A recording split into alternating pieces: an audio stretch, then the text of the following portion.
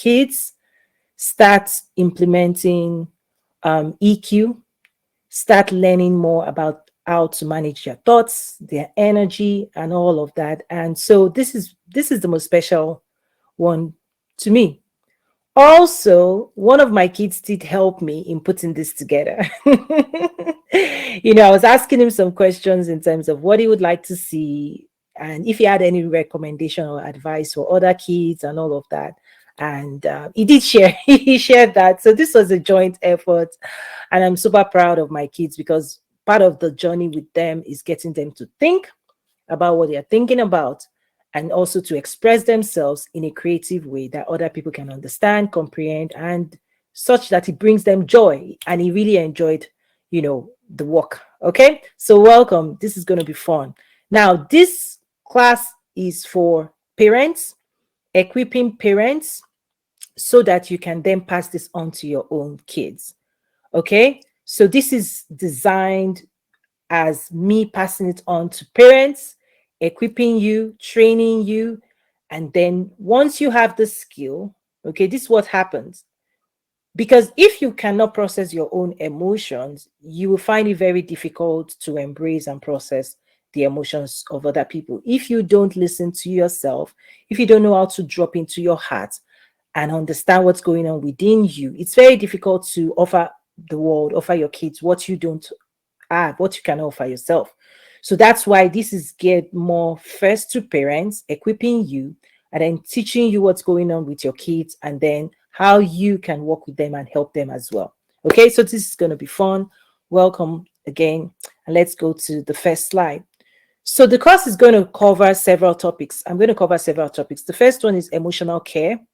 Just like we have self-care, I put emotional care within that, and I'll explain it in a moment.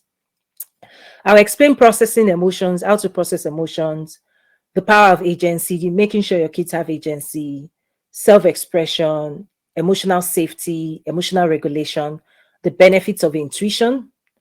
Kids know things that they cannot explain in a logical way, just like you and I. There are things we can sense.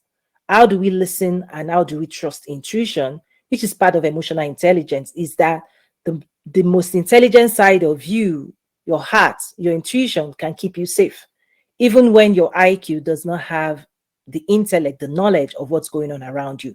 You can drop into your intuition, feel certain things, know when things are right, when things are wrong, and you can start making better decisions out of intuition. It's a skill that can be developed.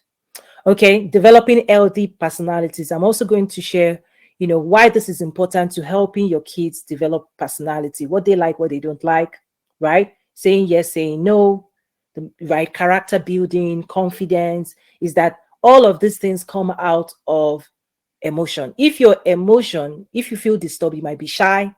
If you cannot express yourself, you might quiet yourself, you can mute yourself, and that tends to shape a personality that is not assertive, okay, that cannot negotiate, that cannot ask questions in class, on and on. Is that emotion is at the heart of a lot of dysregulation, and also personalities that may not be able to confidently, speak and ask for what they want. Okay, and then the last one I'll cover is emotional control and emotional freedom. Okay, this is part of what we all need, right? As humans, we are supposed to be emotionally free, not emotionally entangled everywhere. Okay, so welcome. Let's move on. The first thing I want to share is why this is so powerful. When I talk about emotional care, you see, as parents, we are in charge of teaching our kids how to brush their teeth, how to, from childhood, when you first hold your child, right? Pretty much they're in your care. Okay? They're in your care, they're in our care, and we take on full responsibility for their care. And as they grow older, we start teaching them some level of self-care. And it takes years, by the way. And so what I'm teaching you today, it's not overnight, right? When you're going to see this transformation in yourself and your children, nothing happens overnight. This is a life skill, right? The first time you taught them how to brush their teeth, they didn't get it right. right? They didn't get it right. And I recommend this class for ages 6 till 13. Now, you can apply it beyond that. I also have the advanced business success adults, right? When I say adult, I mean professional, right? Version of emotional intelligence. There are 7 classes, very advanced for marketing, for sales, for branding, for success, very, very intellectual. Okay. This one is scaled down so that you can teach kids, right? Basic care. Okay. Basic care. For example, you usually teach your kids how to brush their teeth. That's normal care. Now, if they need to see a dentist, daily care doesn't mean 6 months they don't go and see the dentist, or if they need to fix cavities. So there are times when, depending on where your kids are, you may find out that they might need to seek professional help, right? But this is more of what we ought to be taught anyway. And I'm introducing it to the world that we ought to start this when kids are very, very young. This is a part of life. We're not just thinking beings, we are emotional beings. We're not just physical beings. Emotion is real, your thoughts are real, and they have real reaction, and they influence the quality of life. You're going to live your life, entirety of your life, in your body, right? So just as food is important, your joy, your happiness, your rest, your peace of mind is equally important. And this is part of nurturing health within ourselves and passing that on to our kids. So brush your teeth. Why do I need to brush my teeth? You explain to your kids. You tell them to eat their food. Why do I need to eat food? You explain to them what food is healthy. You explain to them. Mommy, I don't like vegetables. Well, vegetables are good for you. Potatoes, right? You have the opportunity to train and teach your kids the principles of being well, right? That's part of the responsibility of parents, to teach, to train, to guide as the children grow up. You teach them to comb their hair, look good, dress well, wear their shoes, tie their shoes, presentable, right? How they present themselves into the world. We teach them how they present themselves in the world.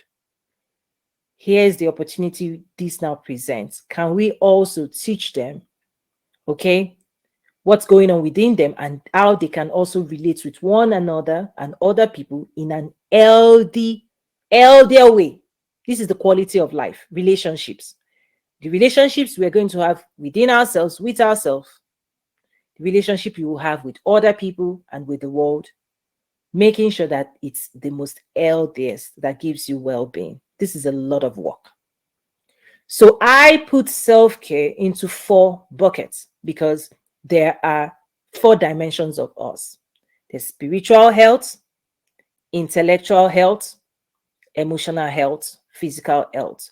Spiritual health, we tend to put it in the hands of, so religion, whether you go to church, right? You take your kids to church, they teach them the Bible, and you want them to be exposed to the knowledge of their divine nature.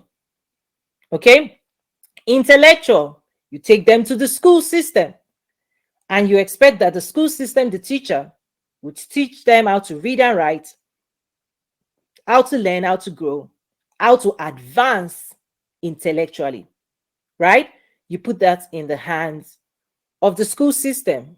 Algebra, calculus, is that this is something they go through for years, right? These are things they go through for years. Physically, you take care of them, the clothing, right? Everything, their physical needs.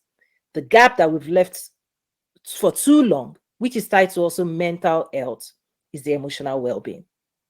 In fact, certain cultures deny self-expression, which I'll go deeper into. This is now the time, the way where the world is right now.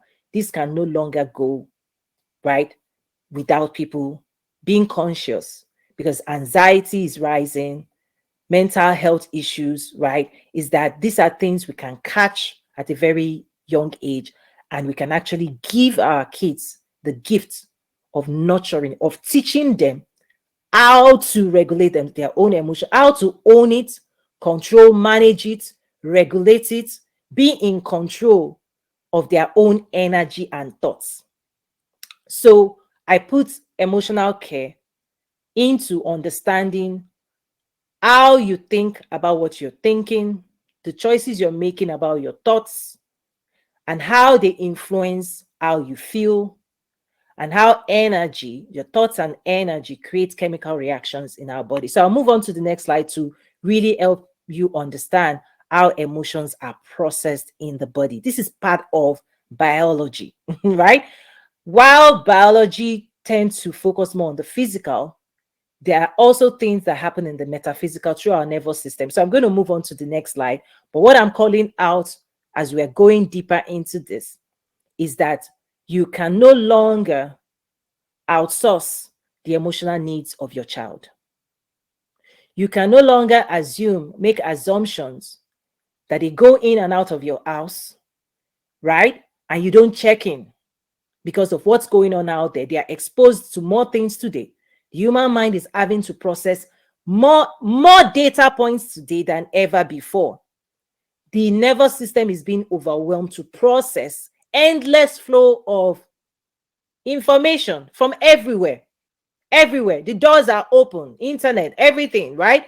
In the past, maybe when you were growing up, all you had to comprehend were people in your physical, right, environment, school, church, your house, neighbors. Those were the things kids had to process. Even that was very difficult. The uncle, the aunts, all of those things. Even that was a challenge for you to even regulate yourself in the concept of those in your physical realm. How much more now? Kids are going online, they're involved in more activities, they're exposed to people they know, people they don't know, they're on systems, they're everywhere, they're being bombarded energetically, overwhelmed with information, and yet this is a skill that we're leaving to chance, and we're assuming that they'll figure it out. They're being overwhelmed, and we're assuming it's going to take care of itself. No, we have to bring it under the umbrella of self-care.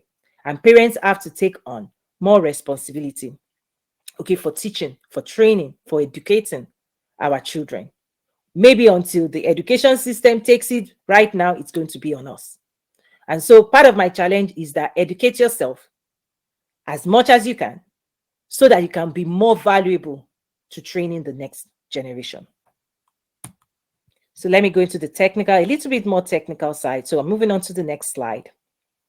So this slide, I talk about, in general, processing emotions. Again, the advanced adult professional training goes deeper. There's an entire class, an hour class, just on this alone. Mastering emotions and feeling, I go deeper. This is more of, again, beginners for your kids, enough to help your kids nurture their own emotions, their thoughts, right?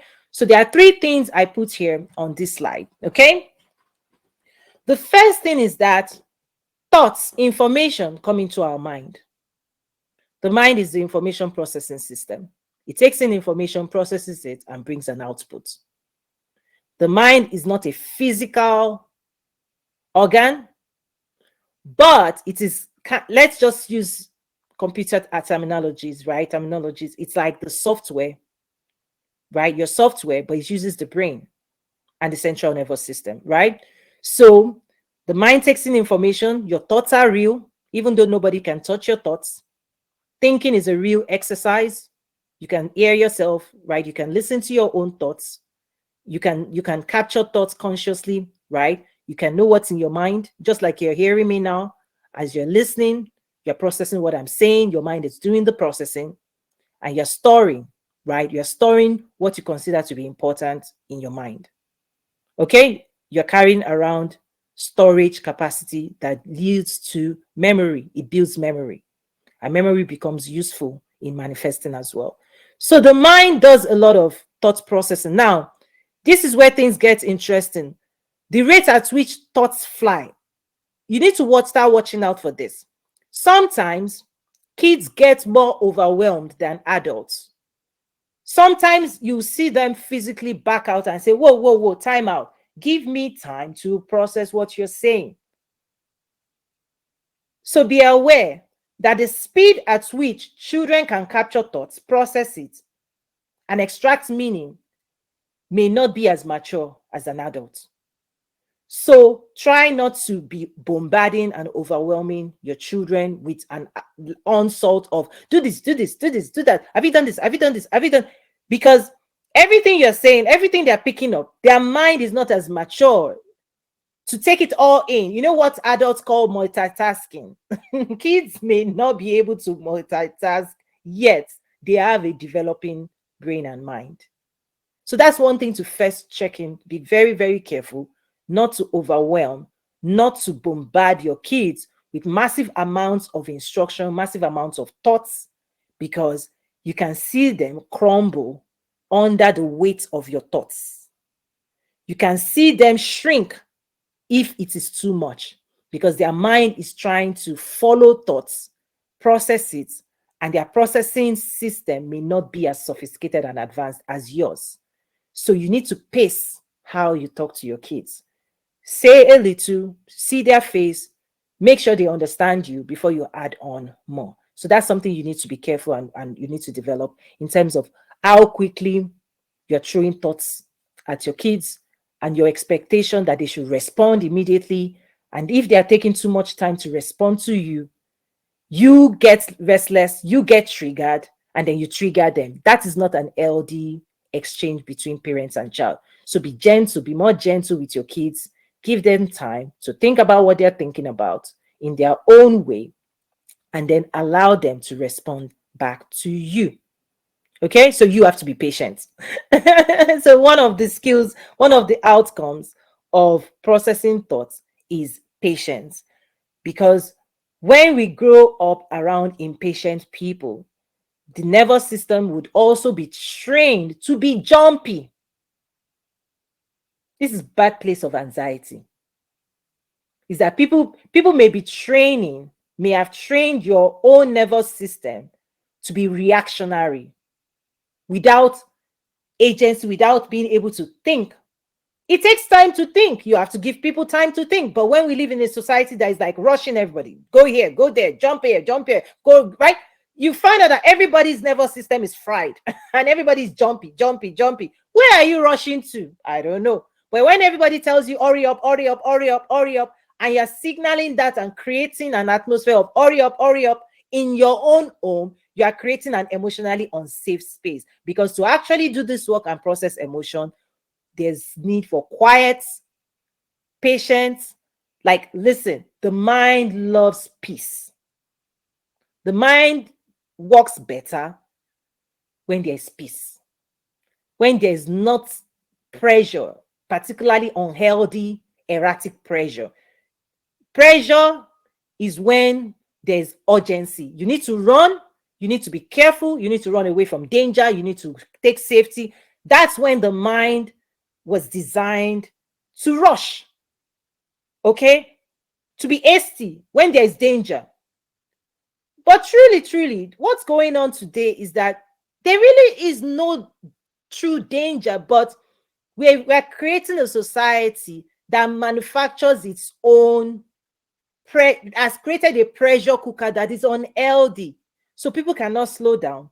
They're not able to smell the roses. They're not able to enjoy. They're not able to have a better quality of life simply because everybody is triggering everybody to hurry up and give an answer, hurry up and eat your food, hurry up and do this, hurry up and do that. So every single day, everybody's emotion is on high alert. Something, what are they going to say if I sit down, right?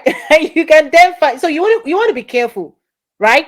That your kids, when they come in, when you are engaging with them, that you've not programmed them to be afraid, right? Because being afraid means they are not safe around you. That's something that certain cultures you have to work on seriously. That when you come into a room, if you see your kids on alert, their nervous system is saying warning, danger just came in. You don't want to be training your kids' nervous system that you are not safe for them, because they don't know what to expect from you. They don't know what you're going to say. They don't know what your judgment is. They are, the moment they see you, their nervous system remembers, maybe I've not done this, maybe I've not done that, I don't know what my parents. So these are the things that train kids' nervous system to be unsafe. So thoughts coming, they come in from the five senses, they come in from you as they're experiencing life, they come in also from their own organs. So if they're hungry, that message will be sent to the mind to process and to send a message and say, okay, we're hungry, what are we going to eat, right? So those thoughts come in, the mind processes it, and then through the central nervous system, the thoughts being processed by the mind, okay, will be mixed, right, with energy, and they create a chemical reaction in the body. So emotions are felt in the body, but they originate from thoughts in the mind. So if you think happy thoughts, the reaction in the body will be pleasant, will be pleasing. If you think negative thoughts, the equivalent reaction, chemical reaction that will be launched in your body will match the thought processes. And so the output of that entire process is what we now label as emotions. So emotion is energy in motion, but really the chemical outputs, what the nervous system releases, the hormones, right? Whether it's dopamine, adrenaline, all of those combination, the concussion that the central nervous system, you're carrying your own drug factory. It can give you happy thoughts, it can give you joy, it can manufacture the full spectrum of human experience, right? There's a whole spectrum, right, of human emotions, and each of them is a concussion of chemicals. And when those chemicals are released into the body, you will experience in your body your own thoughts. Happy thoughts, sad thoughts, confusing thoughts, joyful thoughts, right? All of these things is what is manufactured in the body, the conversion of thoughts into matter, okay, that creates chemicals in our body that rushes into the nerves. They feed the entire system.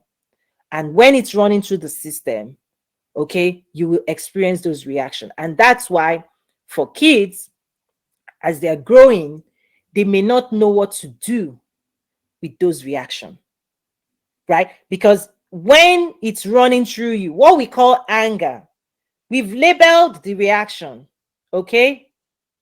We label different reactions differently. Beneath that label of what we call anger, beneath it is a reaction. It's a real experience in the body. And part of controlling is how will your children handle the energy and chemicals flowing through their body, because it can be painful. They may want to shout, they may want to scream, they may want to yell, because there is chemical and energy released in their body that makes it uncomfortable to be quiet. Okay? This is real. It's real.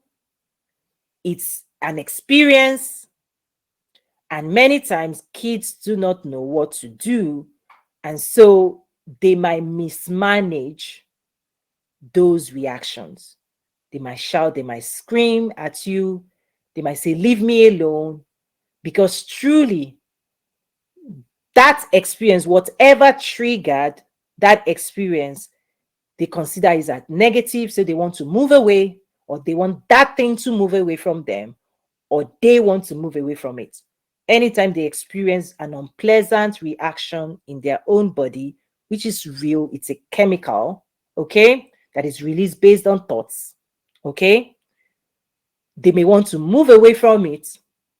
But if it's happy chemicals, joyful, right, because they have thoughts that are, right, making them happy, the body gives to you what your thoughts are. Okay, but there's an advanced way of your ability to think thoughts and to still control your energy, not attaching energy. These are advanced stuff, right? They are more advanced stuff. But again, at the beginning, helping your kids to know that their thoughts, okay, is why they are experiencing what they are experiencing in their body. And emotions are temporary, they can flow, right? There are ways to nurture them, particularly if it's negative. You have to let it go. There are many things you can help them understand: the power of forgiveness, saying I'm sorry, how they also relate with one another. If you have more than one kid, is that one may trigger one, and then as that one is being triggered, that person lashes out, triggers the other person. Now the person who started is now more triggered, raises their voice. Then the other one's like, wait a minute. You're the one that made me upset, and now I made you upset. And because I made you upset, you're now making me more upset. And now that I'm more upset, I'm going to make you more upset. And then that one said, but why are you not? You know the drama. If you have kids in your house, you know this. But one of the things that I taught my kids to do is what I talk about when I tell them about input, process, output. Input, process, output. I'm like, you're taking information, you're seeing something, your brother, your sister is doing certain things. It's coming at you. The information is flowing. You don't like it. Clearly, you don't like what you're getting. Yes, your body will mirror, you react. But here's the key: whatever you're feeling, give it a moment to process it, because you're about to express yourself. And now you may be the trigger to them. So think again before you trigger. You can choose how to react to the reaction going on within you. Just being able to pause a little, being able to think, acknowledge. So the first thing is not denying emotions, but acknowledging it, right? You have to teach them to acknowledge it. Many people don't want to acknowledge. They're like, oh, you're overreacting. Oh, why are you taking this too seriously? Oh, something is wrong with you. No, no, no, no, no. That's not how you do this. These things are so real. You have to acknowledge. So teaching them that your thoughts are real. If you feel like somebody has treated you wrong, listen, we understand. Now, what are you going to do about that? That is your own choice, right? You didn't choose what they did. They have consequences on their side, but you can choose how you respond. And that is where we start developing the skill of just thinking again before you respond, before you react, just trying to introduce a little bit of gap, right, into that process of where do you end and I begin? Where do I end and you begin? And not just taking in other people's reaction and mirroring it and then giving it back without us saying, you know what, I'm going to choose how I want to react. So that's the skill we're trying to develop, right? Because if this skill is not developed, people will tend to blame everybody else for everything they're experiencing without taking any responsibility, right? So when people don't develop the skills, when kids don't develop the skills, they grow up to say, you did this to me, you did this to me. Well, the truth is someone may have started that process, but you can bring an end to an unpleasant process. You have the power to end it, right? That's where self-control starts, is the power to choose how you react in your own favor. But it's a skill. It takes years to build. But what I'm doing today is equipping parents to start giving their kids how to react better. It takes patience. Like, listen, if the whole world understands what I'm teaching today, we will become more understanding, we'll become more calmer, we'll give room to people to process their thoughts, we'll be more understanding, we'll be more patient, we'll give more grace, we'll all be more happy. So let's keep spreading this message. It's a very important message. Okay, so that's processing emotions at a very high level. Thoughts are real. Don't dismiss them. Okay, the quality of thoughts will determine how people, okay, manifest emotions. Okay, emotions are the chemical reactions that is a reflection of your own thoughts. It shows you your thoughts, because without emotions, you won't know what's inside you. Emotions can also be treated as an indicator: red, yellow, green, right? Red, yellow, green. Have you embraced happy thoughts or not happy thoughts, right? Think of it as your car giving you red signal. It's to call our attention to do something about how we are thinking. Because if you don't fix it, you're about to do something about it, because emotions carry so much energy and it makes the body do. Emotions give the body mobility, action. The more energy you release, the more your, let's say you want to punch somebody, the more the force of your action, right? The more triggered you are, the more angry you'll be. And the more joyful you are, the more, right, the more happy thoughts, like the size of your emotion, the size of your body's reaction is influenced by the amount of energy flowing through you, right? And so one may throw a punch, one may just turn it inward, right? I call it internal combustion. You're burning up within yourself and you don't know how to let it go. These are all skills again. So let me move on to the next topic I'm going to cover. Okay. And if you have more questions, reach out. I can go deeper. We can do one-on-one coaching, because again, when you develop the skill as a parent, your family, everybody you're in relationship with will benefit, right? Because if you don't develop the skill and you start implementing it in your home, your kids will now start holding you accountable. Mommy, but you said. Now, if you are the one triggered and you raise your voice, your kids will call you out. They will call you out.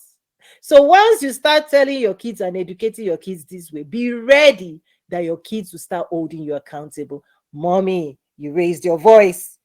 Are you not processing your thoughts? Why are you being triggered? They will now have the language. That's the most beautiful thing. When your kids now have the language of emotion, to once they process their own emotion, now they are looking at you and say, Mommy, how come you? What happened to you? In fact, one of the most beautiful things that is also an output of this is when they are not into themselves trying to process their emotion, when they find inner peace. This is the beautiful thing that also happens. They will now be seeing the world more. What's going on? They are now more externally aware, because emotion traps energy and keeps people to themselves, inside themselves. They can't see the world. They're like, what's going on? Because it uses up so much energy. But the moment you set yourself free, you can deal with your own emotions. You can actually experience life better. You can see life better. You can serve people better. You can be more joyful. You can even offer other people joy. Hey, let's play together. Hey, can we do something special together? Because if your kids are happy and they can bring that happiness and contribute it to your collective family, everybody will be happy. And when somebody is sad, you find out that more people will be reaching out to help that person get better. What can I do for you?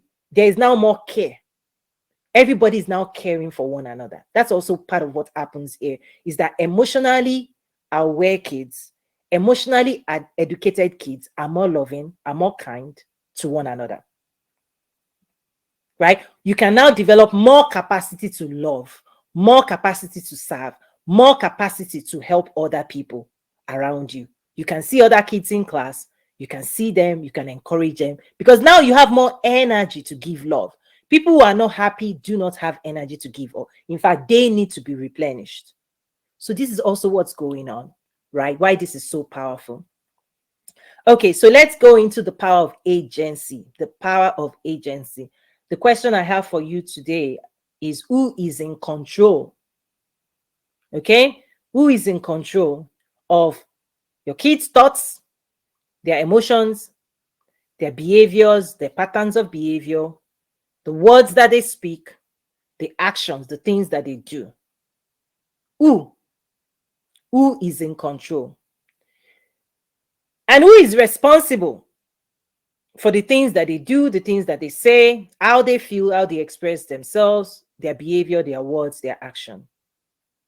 The way it is, right, designed, the human design, is that from infancy, when a child is born, the child has zero control and zero responsibility.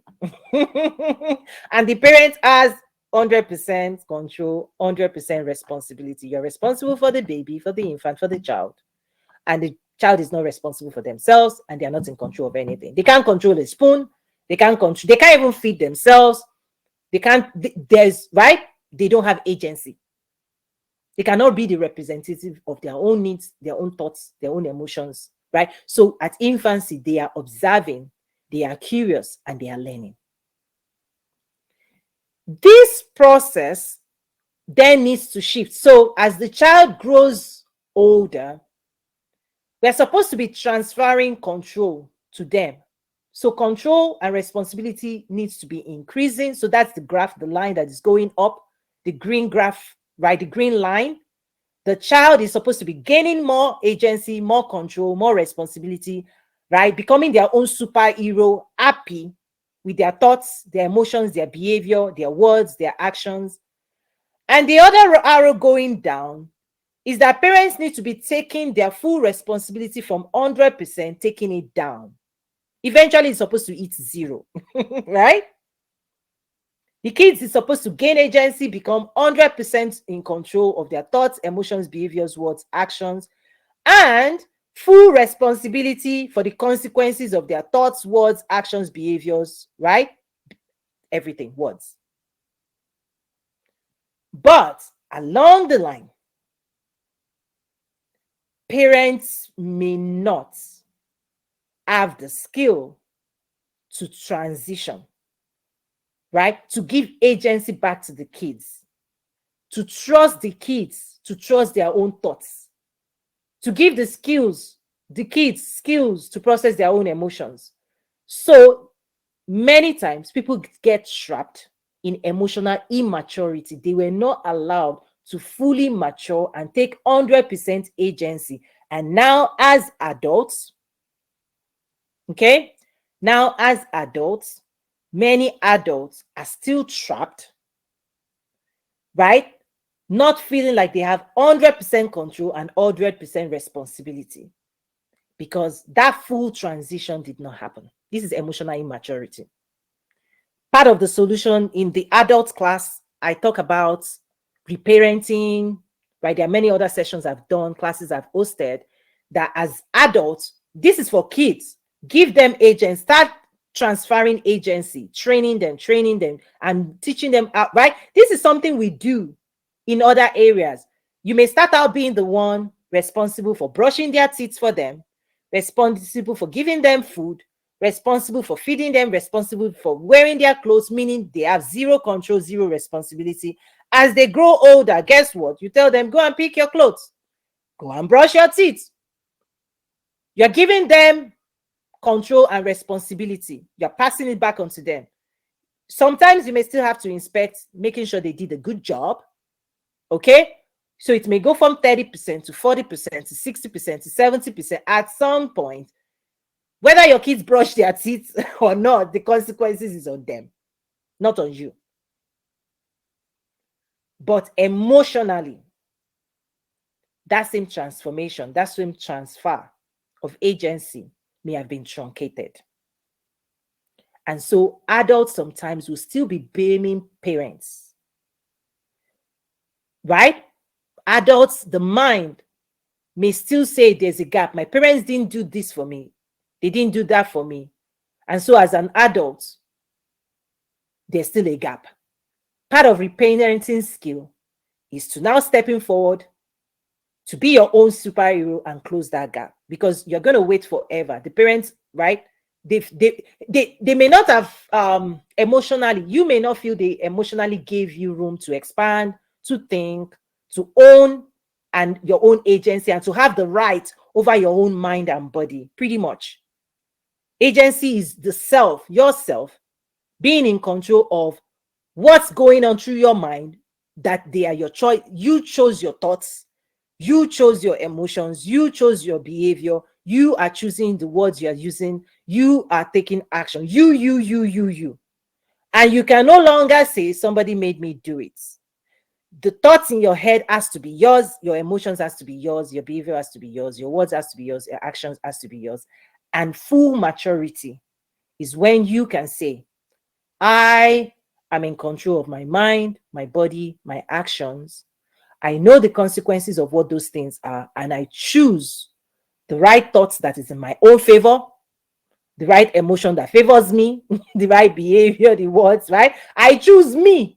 Agency is choosing you beyond choosing anybody else. But those who have not been given agency, parents will say, listen to me, meaning my own thoughts is more important than yours, right? People who rule over you will say, my own thoughts, my own emotions, my own behavior, words, action, my own feelings are more important than yours. That's when there's a conflict.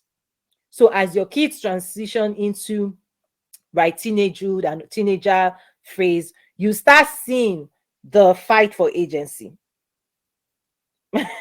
You start seeing that the kids are becoming more aware that, wait a minute, this is my own mind, this is my own life, why do I have to listen to you? And this is where the skill of training comes in. You have to become a teacher. The earlier you can teach them how to think right, how to choose wisely, you will start trusting them more. But when you don't trust them, there's going to be a lot of back and forth on agencies. So think about that. From zero, the child has zero agency, zero control, zero responsibility. Parents, you have 100%.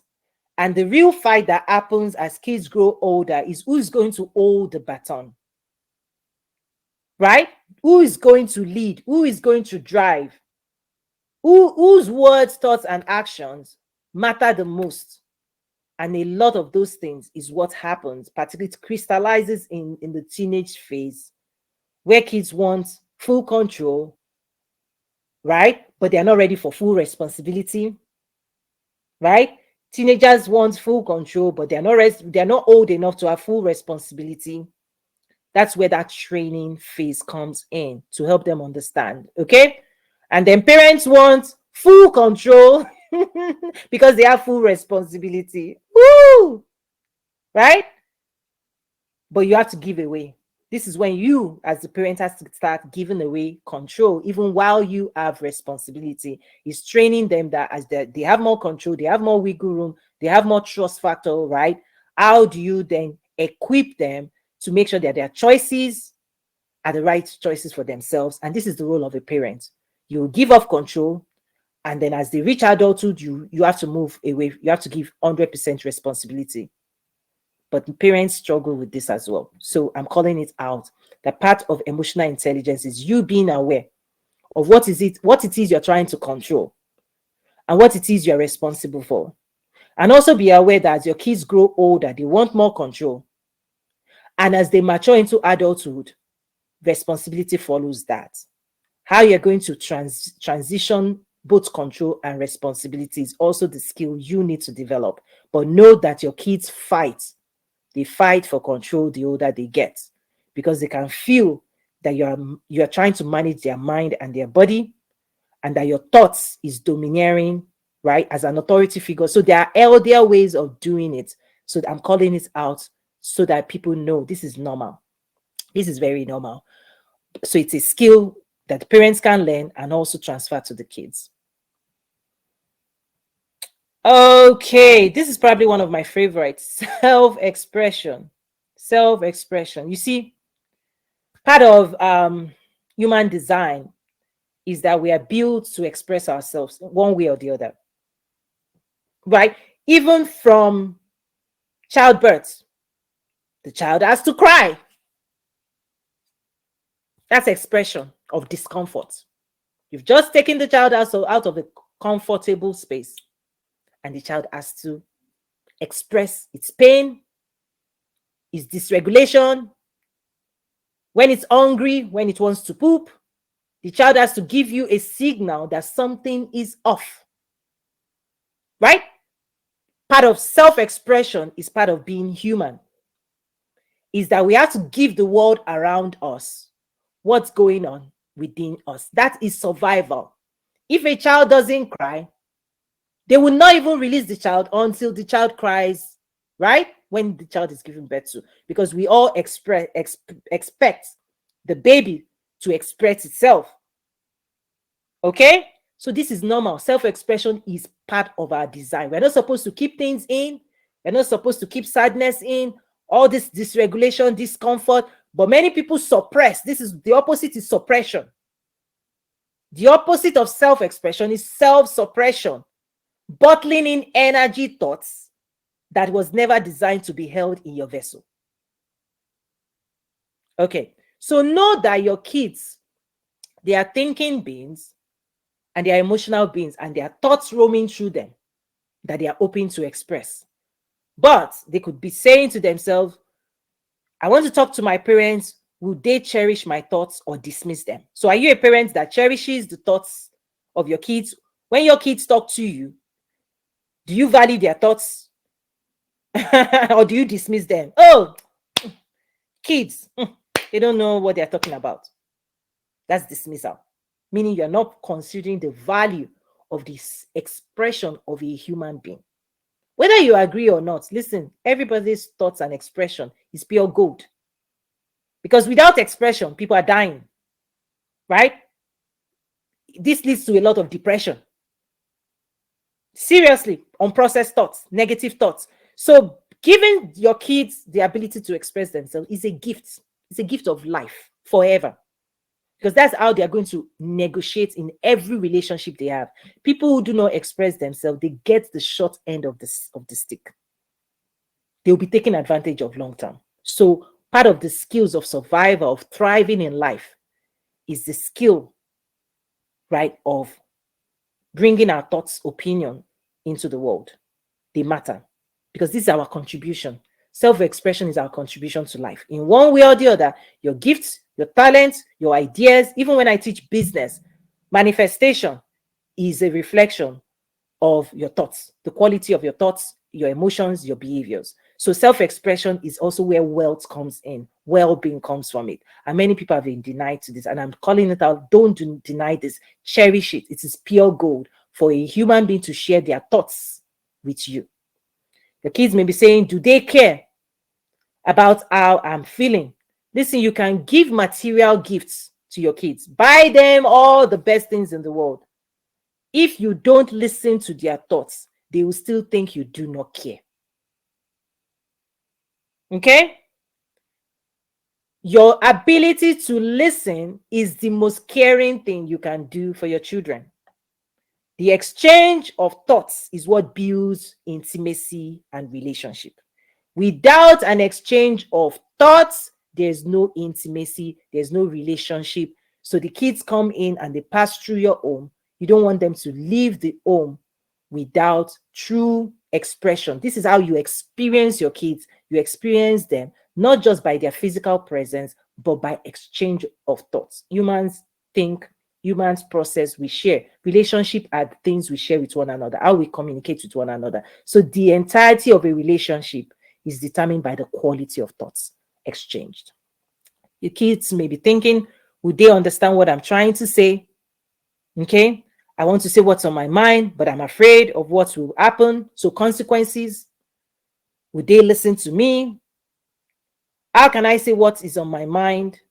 Would I get into trouble if I say what's on my mind? So when kids are in their mind, right, and this is something they develop over time, think about what type of environment you want to create that will allow them to freely express themselves.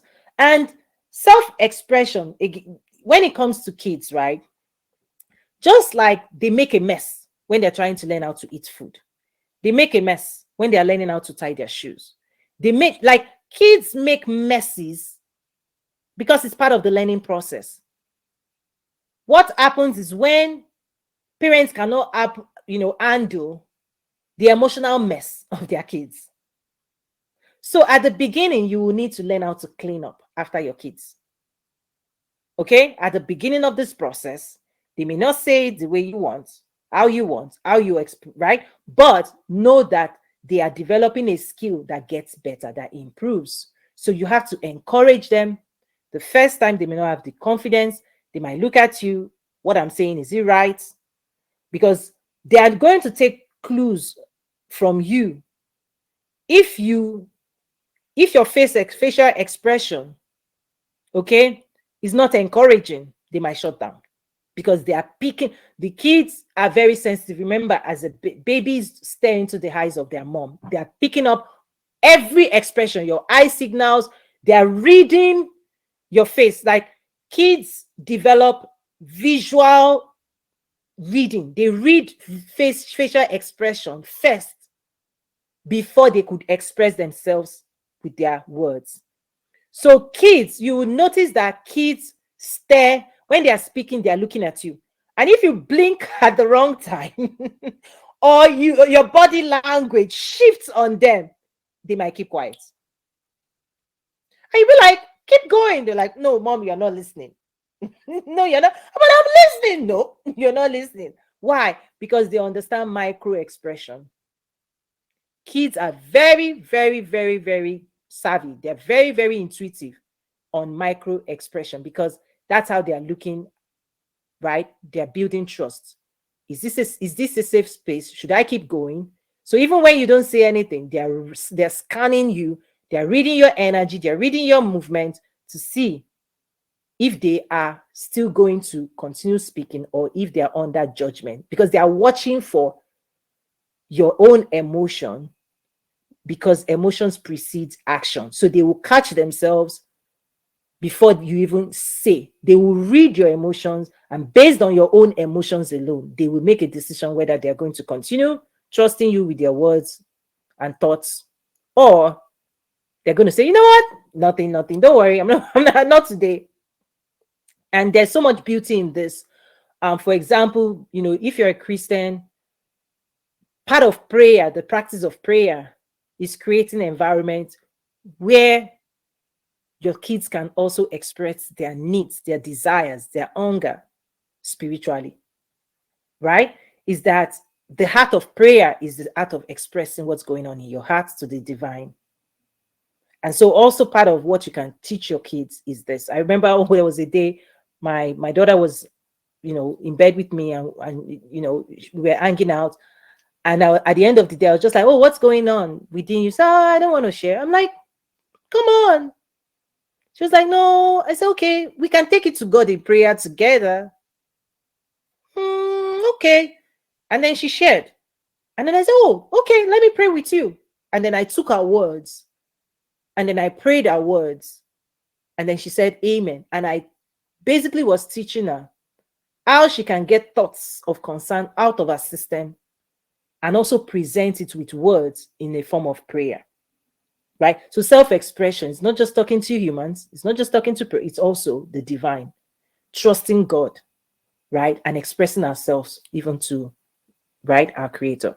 So this is very, very important. It's very, very important. There's so many, like when I teach the game plan, 12 strategies for winning in life and business, these are advanced, sophisticated stuff, negotiations, sales, marketing. Listen, branding, marketing, sales, negotiation, all of these things, right? The underpinning skill is your ability to say what you want and to negotiate with life.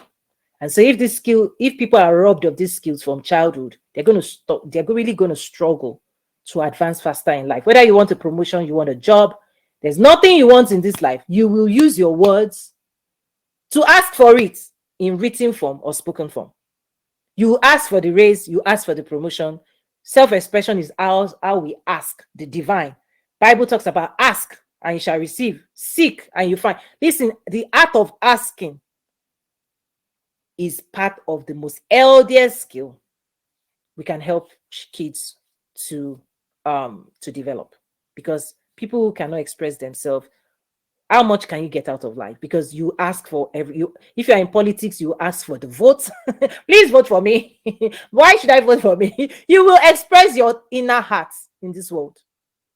Vulnerability, right? Authenticity. We want to see your heart. We want to know what's going on within you. And then we believe if we can trust you, then for you to lead us, right? So this is the most powerful thing ever. Okay, let's keep going. On the next slide, I'm showing you, this one is about emotional safety. So while we want our kids to express themselves, we tend to express ourselves with people we feel safe with. We tend to express ourselves in safe spaces where we've built trust and we believe that our thoughts will be handled with care, that our thoughts will not be dismissed, our thoughts will not be ridiculed, our thoughts will not be thrown back at us, Our thoughts will not be minimized. Our thoughts will not be treated anyhow, because thoughts is a part of us. Your thoughts are a part of you. It's a precious side of people. When you bring the wealth of your heart out into the world and the world rejects it, this is what gives birth to rejection. You see? So what I want you to know is that, number one, judgments bring fear. If you're someone that you judge your kids negatively, oh, why did you say that? You shouldn't say that. Da, da, da, da, da. Many parents think that that is discipline. That's not discipline. I'll define discipline in a moment. Judgment is a negative conclusion that somebody's thoughts, behavior, emotions is not acceptable, and that there's a negative consequence tied to it. And every human, whether you are 90, 100, or you are 0, you're 1, nobody likes negative judgment. Nobody. I've not seen a human being that wants someone to condemn their thoughts, their beliefs, their right. That stuff stinks.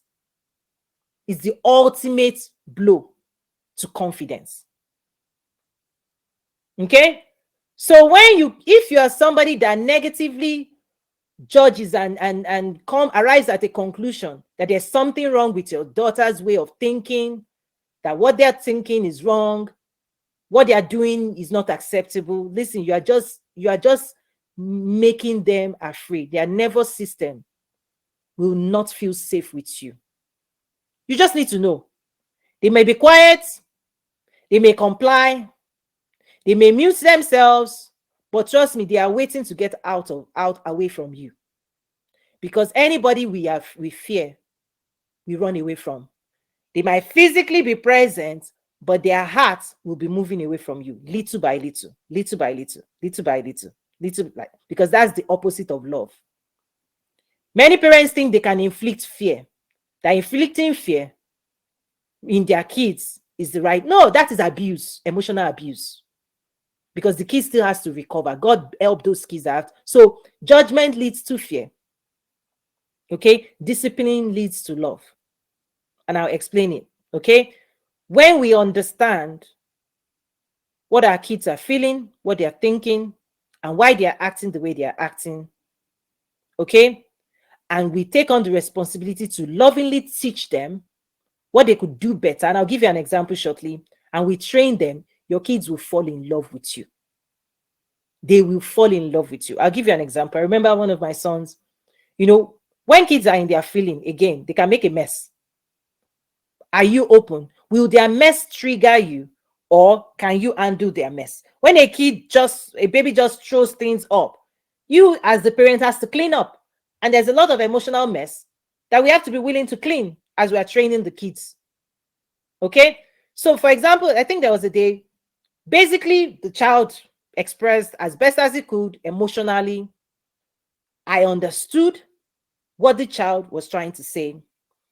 But discipline is, okay, I hear you, I understand you, and I was even smiling. I get it, but let's try this. Is there other 2 ways?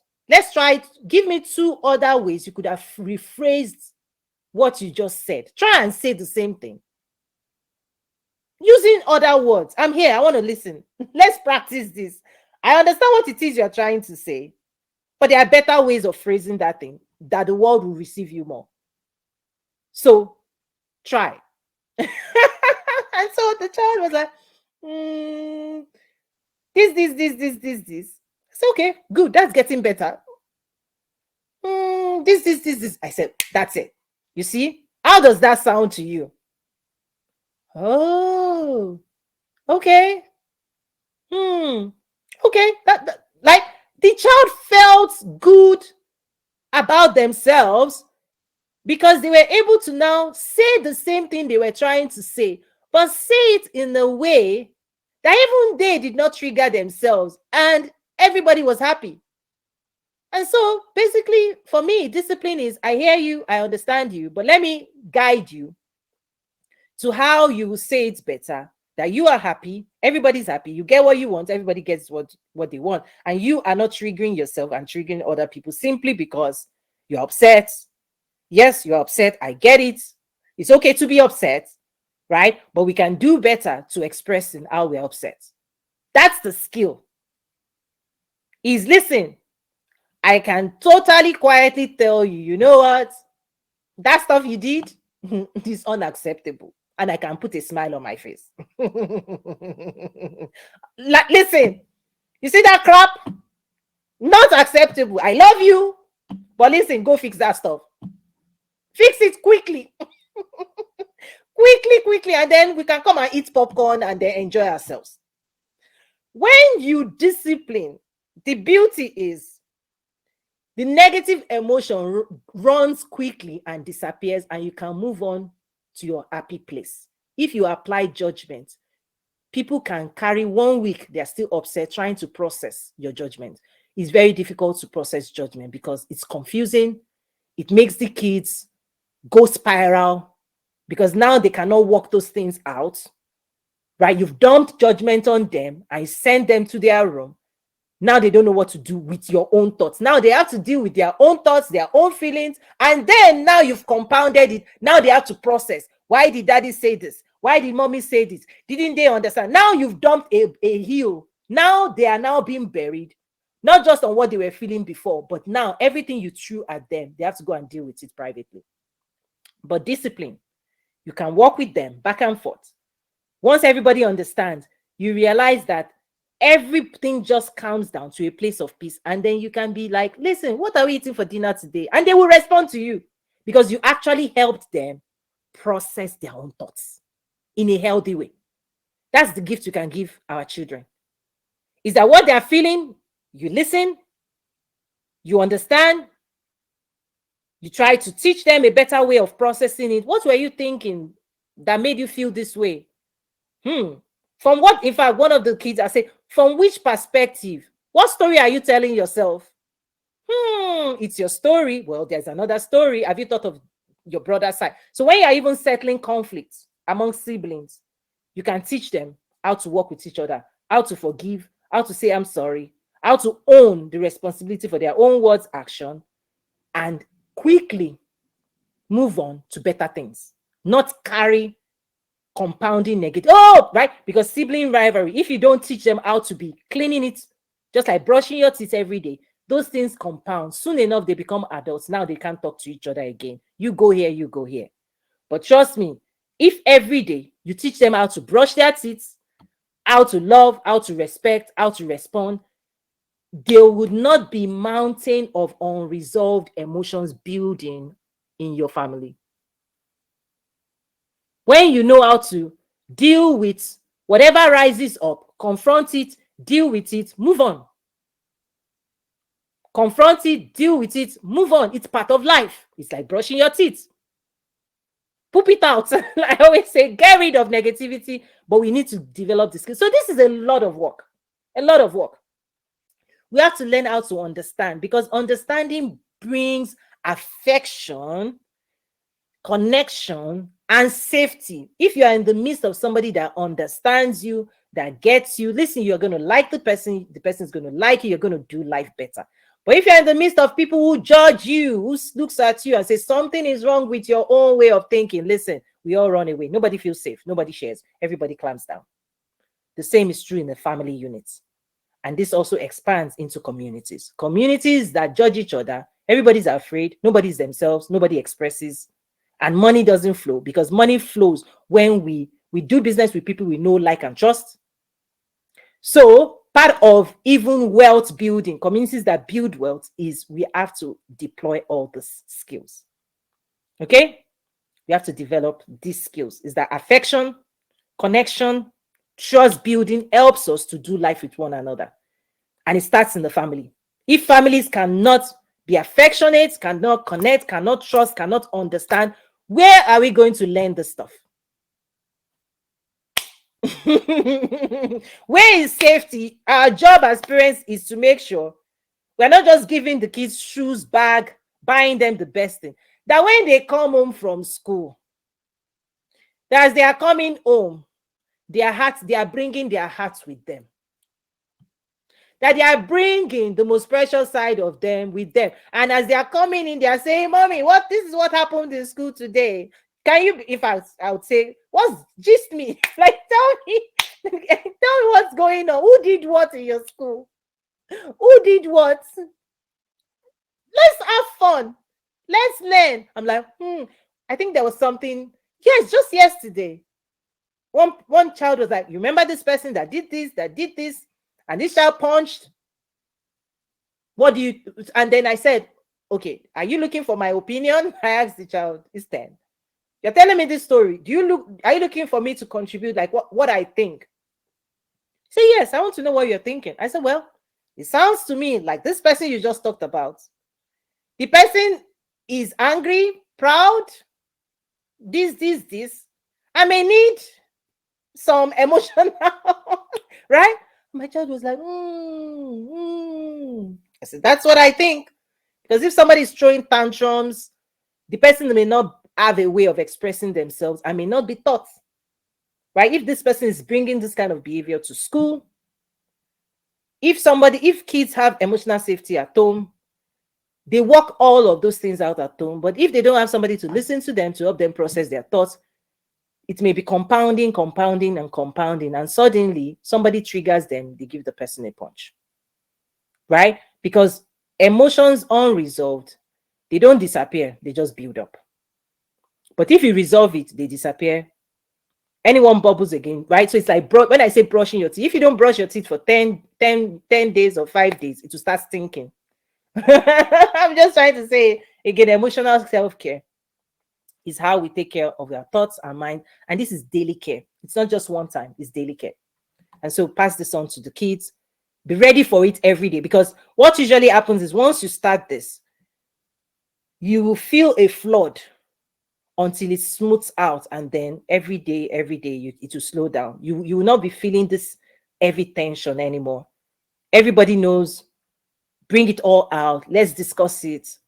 Let's resolve it. And then we move on, right? Every day. Brush your teeth, clean up, and find times during the day to work on this as well. Okay, let's move on. I think I beat that one down.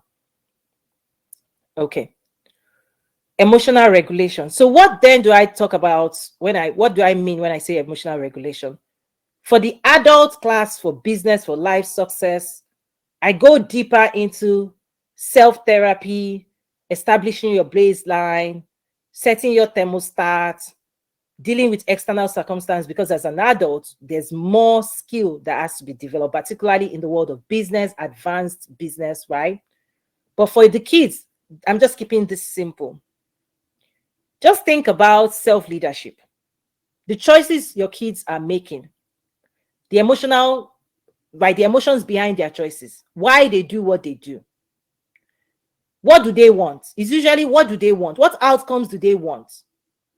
Okay, where are they going?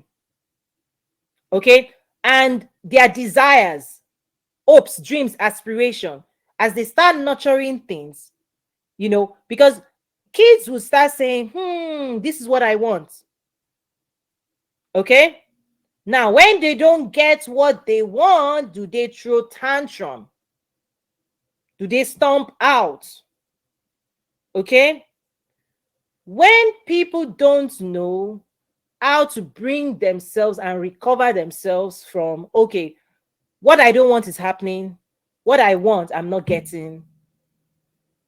That place, that emotional place, our ability to take ourselves from the edge and bring ourselves back to a place of, it's okay, I'll try again next time. It's the most healthiest thing we can do, is to lead ourselves back to a place of safety. And this is something we have to be doing every day, because you never know who is going to trigger you, what's going to happen next, who is going to say what. Particularly when you're in a home where there are many people, one person can just say something, everybody's like, where did that come from? Another person, right? Because most times people want artificial peace, but that's not healthy. You can tell everybody to be quiet. There can be quiet in the house, but trust me, quiet is not peace. In fact, peace can be noisy and joyful. It's like when people are doing like Thanksgiving dinner, when everybody is together, everybody can be happy, enjoying life, and be peaceful. But everybody can be quiet, muted, and unhappy. So quiet is not peace. When parents say, go to your room, well, they may be quiet, but you don't know energetically what they're steaming and cooking themselves in emotionally, how unwell that practice could be. And so the laughter of peace, when many people come together and they have peace, trust me, they can be speaking loud, they can be shouting, they can be screaming. That's why you see certain cultures, they are screaming, but they are happy. They are shouting with one another. They are over the top, but everybody's enjoying experiencing one another, even in a loud way. And everybody's like, if it's quiet, they don't want it. So there are different dynamics, right? So quiet is not peace. Okay? Quiet is not peace. Many people want quiet, but trust me, you can be sweeping all kinds of emotional dysregulation on the rug, right? So teaching ourselves and teaching the kids to deal with their emotion by themselves or with you, to say, how do I feel? And what do I need to do to make myself happy? And each child has different things that they can do. Some people enjoy reading. Some people might be playing games. So also helping your child to know that, okay, when something happens, maybe in school, or you give them a chore and they're like, oh, this chore. Okay, good. Do your chore. After you do your chore, maybe then you can go and play basketball. You can go and do something to compensate, right? Because this is also part of life. As an adult, there are certain things you don't want to do, but you have to do, right? The same thing with kids. So this is not an excuse that they don't do chores, that they only do things that make them happy. No, no, no, no, no. It's just saying when we subject ourselves to discipline and we do the things that we need to do in the moment, there's also part of rewarding ourselves to make ourselves feel happy. This is part of an healthy adult. Your ability to discipline yourself, to show up to the workplace, to do what you need to do the chore, do the homework, even though you're like rolling your eyes, I get it, do it.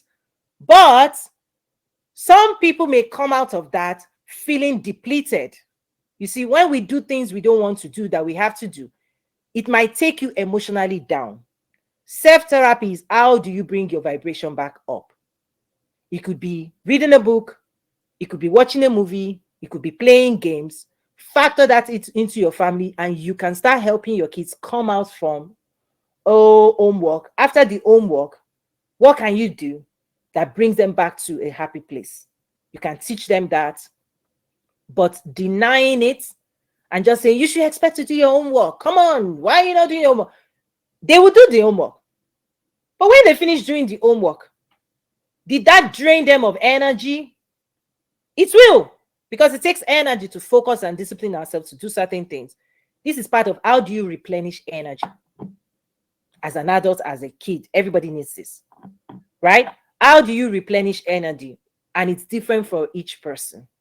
Okay, so factor that in because it's part of regulation. For adults, it could be time with your friends, hanging out with friends, reading a book, playing a game, chatting, watching a movie, something that relaxes, right? So also gift your kids things that they can do, that they can have fun, not to distract, but to things that we just enjoy, because it's about navigating life.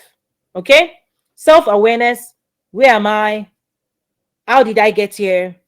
What is happening to me? When something happens, maybe a friend did something, your ability to see your own contribution, what you could have done better, what they could have done better, how the friend expressed themselves, was it healthy, was it unhealthy, the ability to reconcile what they're experiencing with other people, and their awareness of their contribution and what they could have done better is something that you can also start challenging them. What did you do?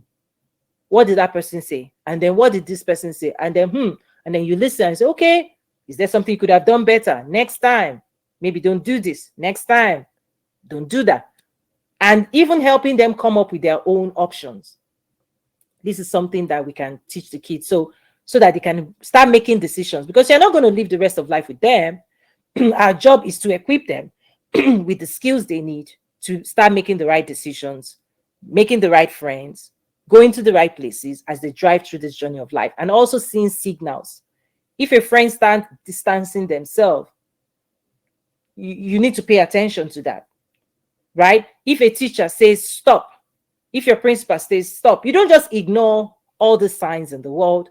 How do you process instructions? How do you process discipline? How do you process that? Is that you can actually start teaching your kids, listening to them and say, oh, when I said this, this is what I meant. I did not mean that. Because sometimes kids can misunderstand even when you're disciplining them, right? When you talk about the consequences of their behavior, is that a day or two later, you may have moved on, but they may still be processing the discipline.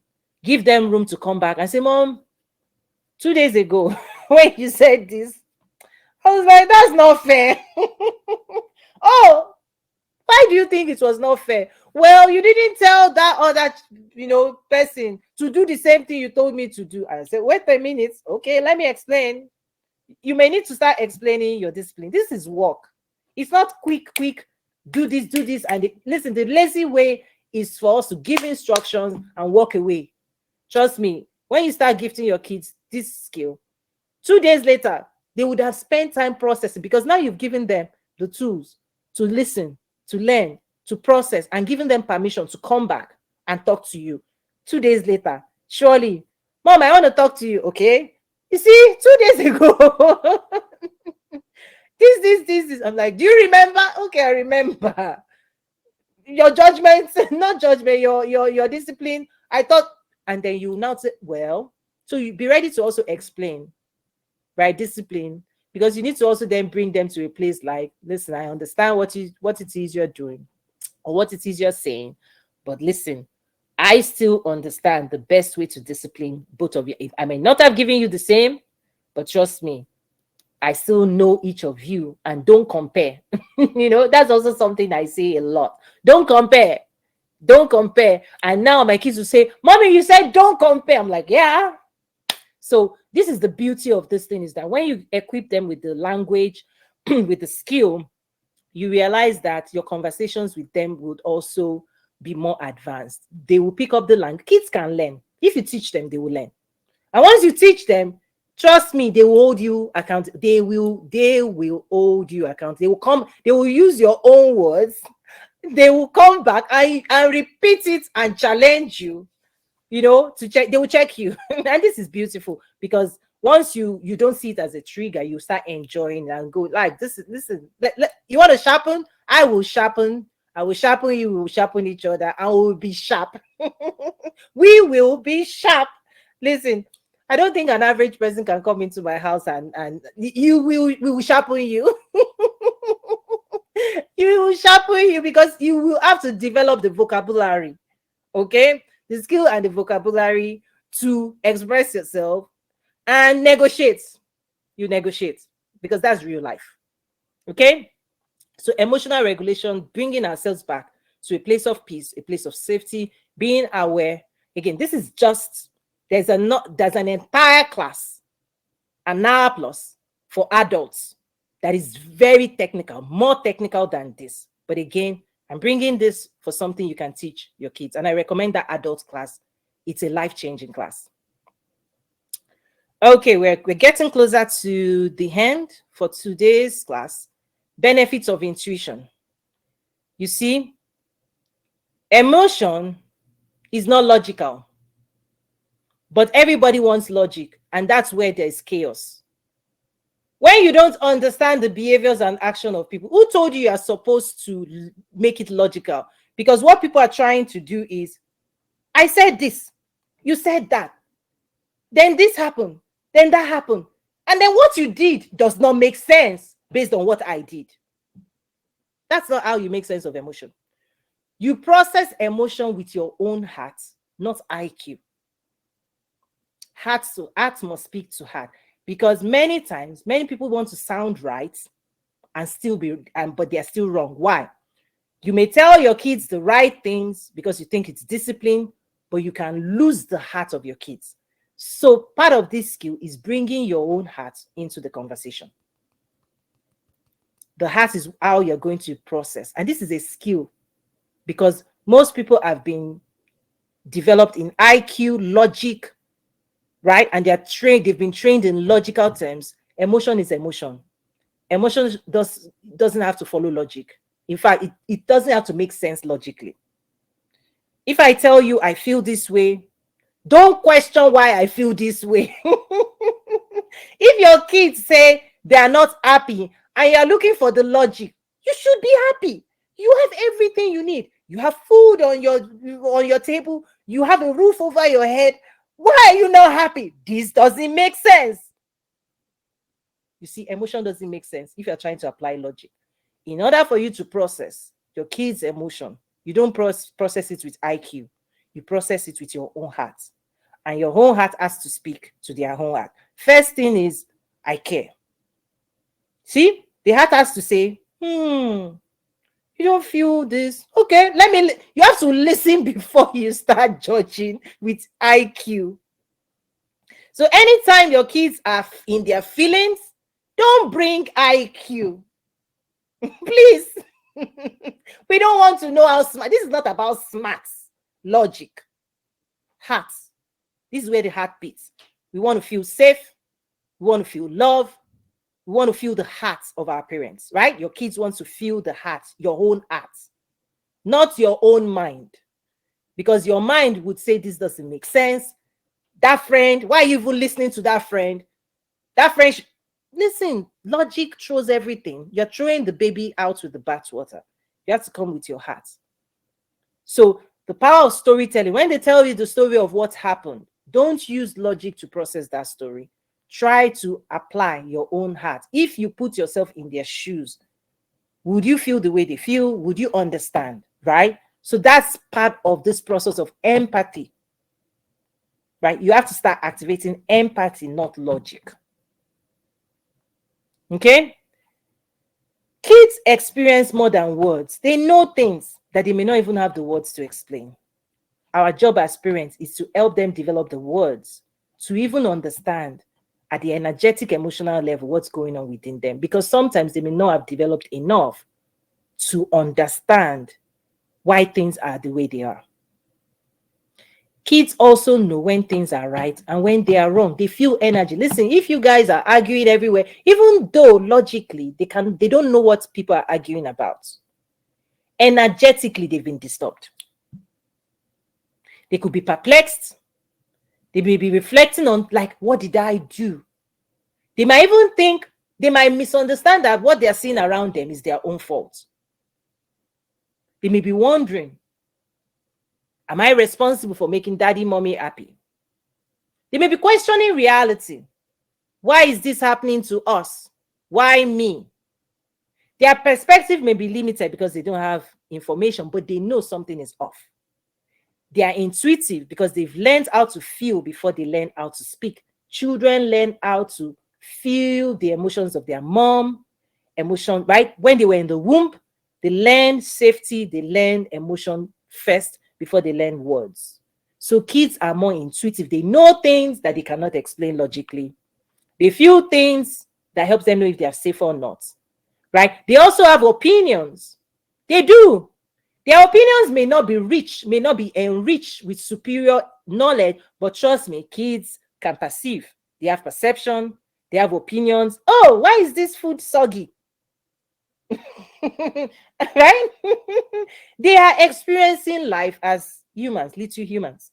They have beliefs. They may believe certain things, right, about certain things. We have to encourage them because these are the things that they nurture from when they are young. They're supposed to nurture this from when you're young, and in adults, you will not be questioning yourself again. Am I thinking what I'm thinking? Is what I'm thinking right?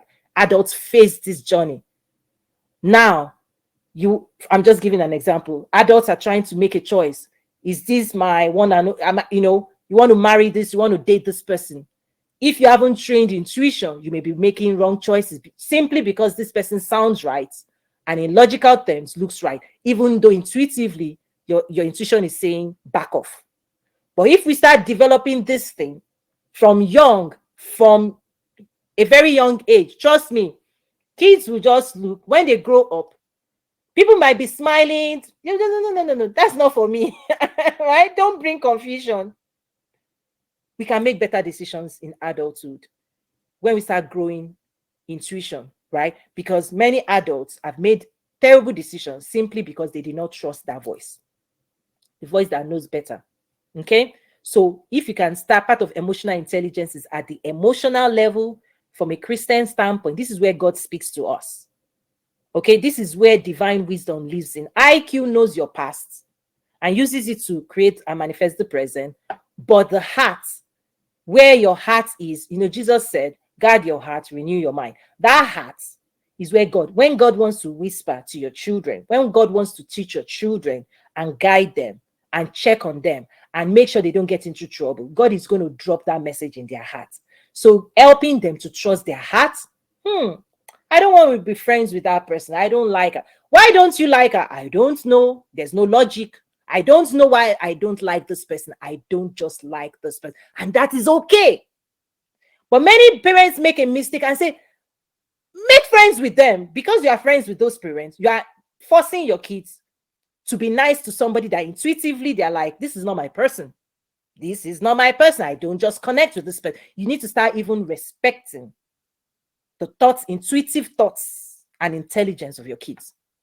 Don't start forcing them to places and things and doing things that they don't feel safe. They may not be able to explain it to you logically. Why don't you like that person? Your kids may just come, I don't like that guy. And you're like, why? I don't know. Don't dismiss that. Don't dismiss it. People who have dismissed that single thought in adulthood have made terrible mistakes. Terrible mistakes. So part of emotional intelligence is activating wisdom, not just intellect, but divine wisdom that can guide you to safety and stop you from making erratic mistakes simply because logic can fail. Right? IQ, human wisdom, can fail you so quickly. But divine wisdom will just tell you, don't do this, don't do that, don't do this, don't go there, don't. And if people don't learn how to listen to divine wisdom, they make a blunder. Seriously, they marry the wrong person, they take the wrong job, but they knew. Right? So this is something we can start developing, and because kids already have it, whether you like it or not. When a child is in the womb, the child learned how to experience intuitively the emotions of the mom. The first experience that children have in this reality is first experiencing intuitively, without even seeing the mom. They carry the mom's emotional fingerprints. When you're happy, your kids know, your baby knows it in your womb. When you're not, they know it. So they are already intuitive. We are all intuitive by nature. We're supposed to grow our intuitive nature. Many people deny it. They don't trust themselves anymore. They shut it down simply because they've been trained to believe logic and not to believe their own soul. EQ will activate, will actually help you trust yourself better. Okay, so we're wrapping it up. And finally, developing healthy personality for your kids. Again, this is for kids. Parents' Guide to teach emotional intelligence to their kids. And then the adult edition is more sophisticated, more advanced for business, for life, for success. You become unstoppable. Your energy may be tied down with trauma, right? Because the older you get, this compounds. Why I'm teaching this is that we can start giving our young ones the tools so that they can live a better life, right? Healthy, quality of life in their body. Happiness, joy comes from all of this stuff. Peace. Okay. Out of our emotional state of being is where our personalities develop. So when you find people that are perpetually angry, depressed, upset, is a symptoms of unprocessed negative emotion. Because if we learn how to process our emotions at a very young age, we are all supposed to develop healthy personalities.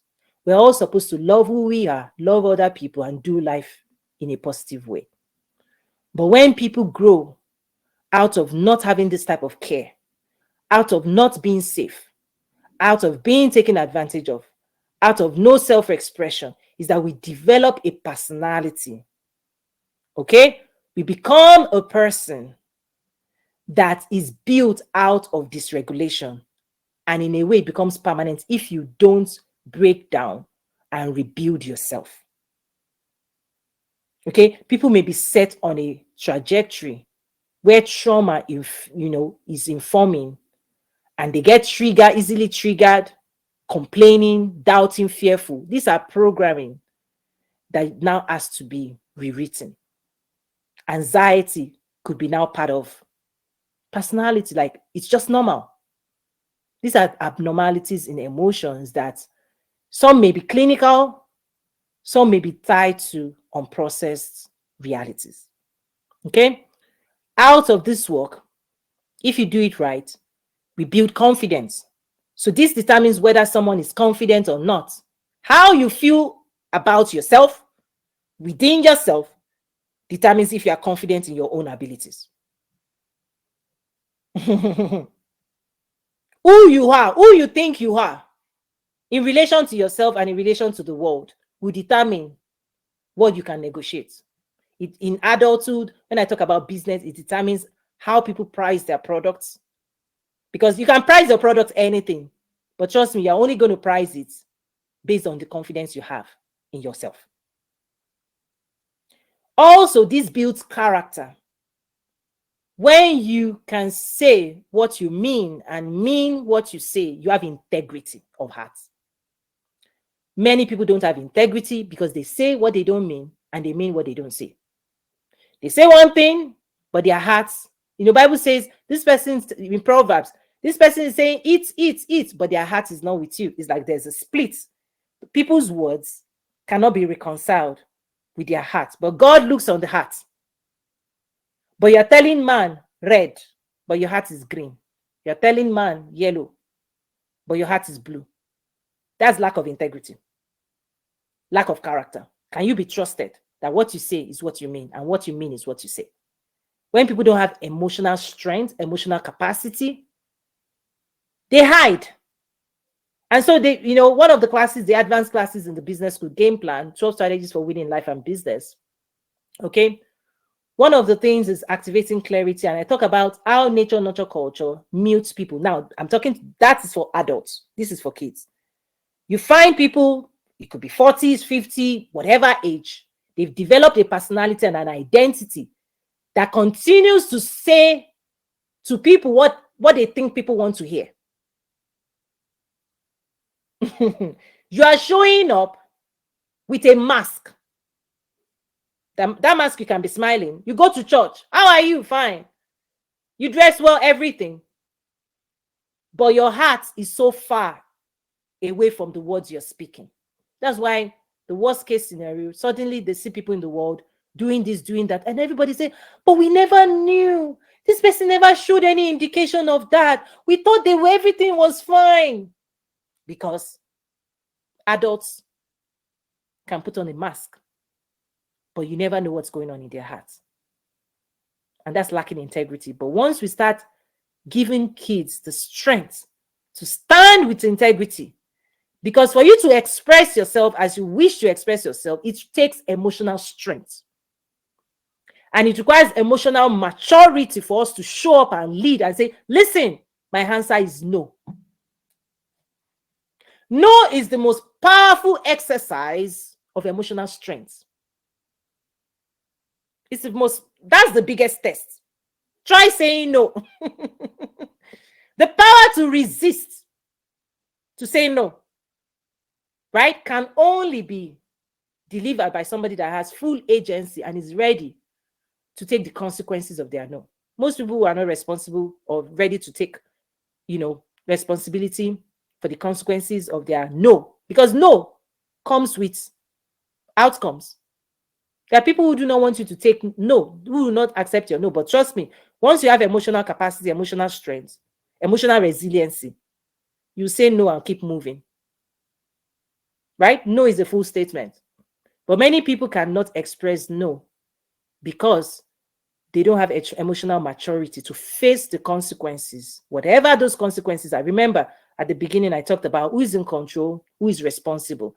The moment parents, when you are emotionally mature, you are in control and you are 100% in control, 100% responsible for the consequences of your words, thoughts, action, behaviors, beliefs, right? Actions. That's emotional maturity. And those who are not emotional mature will mask because they're not ready to face the world as they are.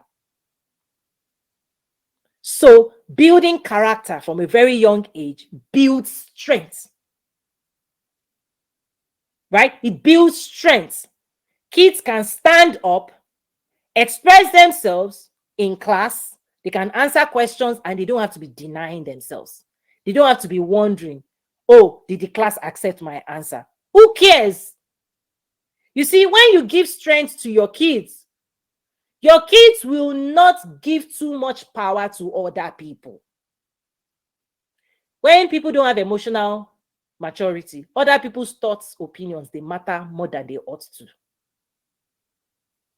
These are the consequences of when this work is not done at a young age, is that people grow up and they will still be looking for permission to be great, permission to be myself, permission to speak my mind, permission to ask for this promotion, permission to start my business, permission to ask for the sale, permission to brand, permission to make money, permission to leave this job, permission to marry this person.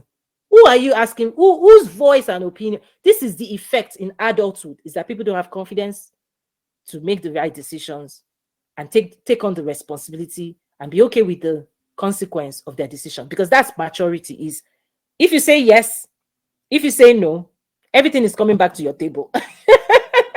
Yes, you decide. You know, when we say the buck stops here, that's it. That's full agency. Is my yes is my yes. My no is my no. My yes is my yes. And I know when I say yes, this decision has consequences. I'm ready for them. When I say no, right?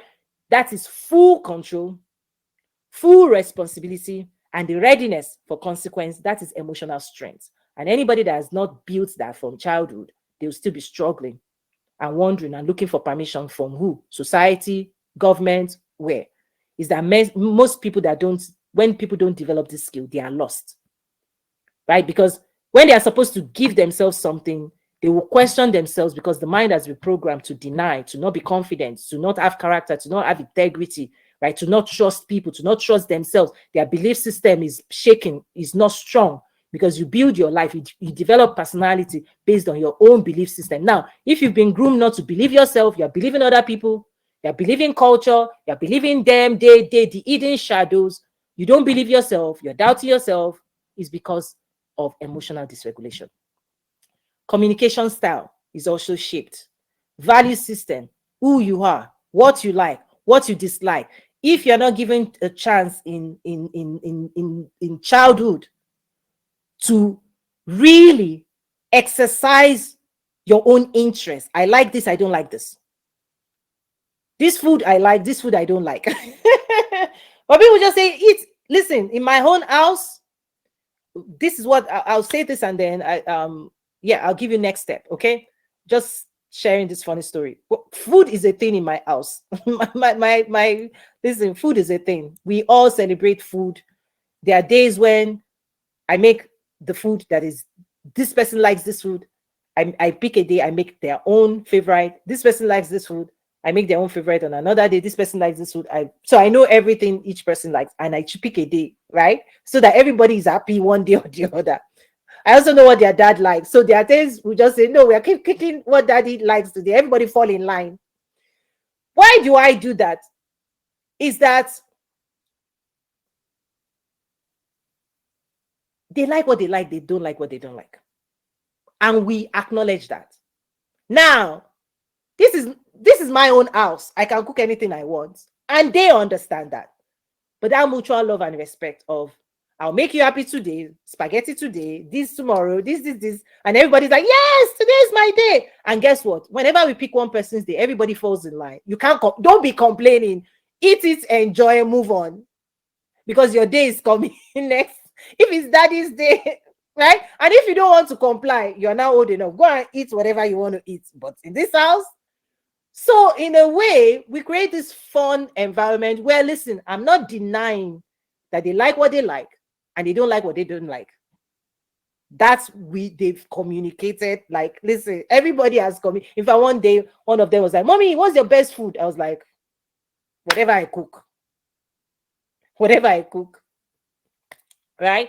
So acknowledge, celebrate, okay?